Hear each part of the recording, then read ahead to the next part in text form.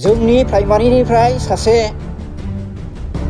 Vice president होननानै गावखौनो सिनायथि लानानै बियो UPPL हानजायाव जइन लाहैदों एबा बिसोरनि आर'नाइ गानहैदों। दा बेथ' जोबोद सोंखारिजाथाव, बेथ' जेब्लाबो जानो हाया। बा बे एलेखायावनो, बे जोंनि क'क्राझार एलेखायावनो जोंहा जेबो खथि गैया बिथां थांनायाव। जोंहा बिथां थांनायाव जेबो खहा गैया जोंनि प्राइमारियाव। दा बिथाङा मा साननानै बिदि जोंनि नैबे BPF हान्जाखौ, मंगलाजरा BPF हान्जाखौ मानो फानहैनो नागिरखो? आं बेखौसो दुखु फोरमायनो सानो आरो नोंथां निउस चेनेलसिम, मिडियानिसिम। दा आङो मंगलाजरा प्राइमारिनि जेनेरेल सेक्रेटारि मनज कुमार ब्रह्मगिरि आंनि मुङा। दा मैयाहाय जोंनि नैबे मंगलाजरा प्राइमारियाव मोनसे UPPLनि प्रग्राम जानानै थांदों। बे प्रग्रामाव आं मिथिनाय मथेबा, मिडियानिफ्राय नुनाय बायदिब्ला जोंनि प्राइमारिनिफ्राय सासे भाइस प्रेसिडेन्ट होननानै गावखौनो सिनायथि लानानै बियो UPPL हानजायाव जइन लाहैदों एबा बिसोरनि आर'नाइ गानहैदों। दा बेथ' जोबोद सोंखारिजाथाव, बेथ' जेब्लाबो जानो हाया। बिथाङा जोंनि नैबे मंगलाजरा प्राइमारि कमिटियाव माब्लाबाबो मुंबो गैया।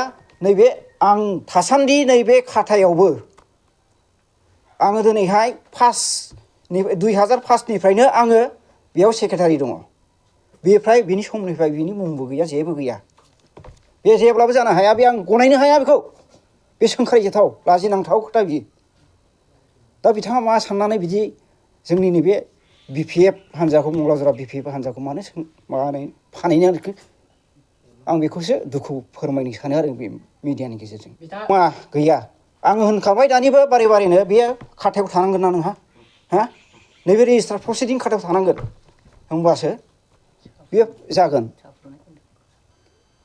बेथ' आगोलाव ओरैनो बे थांनाय इलेक्सन, थांनाय बाराव जाहा मोनथा ओरैनो फैलाबायनानै बे ओरैनो साहा रानफैलाबायोमोन।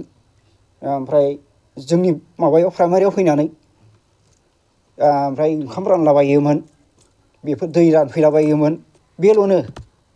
बिनि बागै बेहा जेबो गैया, बेहा जेबो कन्ट्रिबिउसन गैया बे प्राइमारियाव। ओमफ्राय माबाबो गैया, पर्टफलिय'बो गैया बेहा। दा आंनि खोथा बुंनाया बेनो। दा आगोलावहाय एबसुनि वार्कारखामोन, बेथ' नंगौ, 100% नंगौ, बियो एबसुनि वार्कारमोन। बिनि उनाव जेबो गैया। जोंहा बिथां थांनायाव जेबो खहा गैया जोंनि प्राइमारियाव, बा बे एलेखायावनो, बे जोंनि क'क्राझार एलेखायावनो जोंहा जेबो खथि गैया बिथां थांनायाव। बेखौ बुंनो थाङोबाथ' जोबोद दुखुनांथाव खोथा। बेफोर खोथाखौ बोरैहाय बिदि बांसावो? जों मिथिनाय मथेबा, जोंथ' बे जायगानि हिसाबै, जेनेबा मंगलाजरा प्राइमारि हिसाबै जों मानसिनि पिकचारखौ नुबानो मिथिखायो BPF आ सोर, UPPL आ सोर।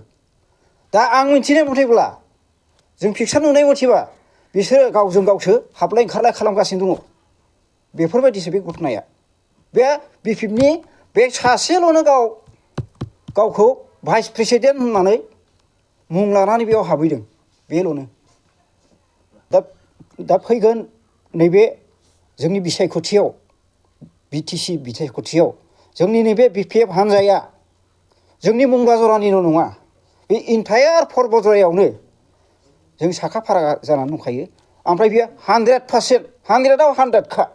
बेखौ बयबो जाथि गियाथि धर्मनि बेसेसे, जोंनि हारिल' नङा, बर'ल' नङा, बे गासिबो बे BPF माबाफ्रानो, मुस्लिम हक, सावथाल हक, सोरबा नेपालि हक, एकदम थाग थियारि जानानै दंखायो। बे 100निफ्राय 100%खा बियो। 100% बे देरहागोन कि देरहागोन, बेखौ आङो दिनैहाय मंगलाजरानि प्राइमारिनि सेक्रेटारि जानानैबाबो जानजि खानानै होननो हागौ आं बेखौ। गोजोनथाव खौरां बाजाज बाइक लानो गोसो गुदुं सुबुंफोरनि थाखाय। क'क्राझार नोगोराव थानाय दावहारु अट' एजेन्सिया फैगौ 16, 17, 18 आरो 19 नभेम्बरसिम दिवाली धामाका अफार्स आरो लोगोसे मेगा लन काम एक्सचेन्ज मेला होगासिनो दं। दावहारु अट' एजेन्सियाव बायगिरि बिथांमोना लवेस्ट डाउन पेमेन्ट होनानै बाइक लानो हागोन आरो एक्सचेन्जनि खाबुआबो एभेलेबेल जागोन। नोंथांमोना क'क्राझार नोगोराव थानाय दावहारु अट' एजेन्सि श'रुमजों लोगोसे कारिगाव फेस्टिभ आउटलेट, दतमा फेस्टिभ आउटलेट आरो भटगाव फेस्टिभ आउटलेट ब्रान्च श'रुमावबो होबाय थानाय दिवाली धामाका अफार्स आरो लोगोसे मेगा लन काम एक्सचेन्ज मेलायाव फैनानै नोंथांनि लुबैनाय बाजाजनि बाइकफोरखौ गोसोबादि लाफैनो हागोन।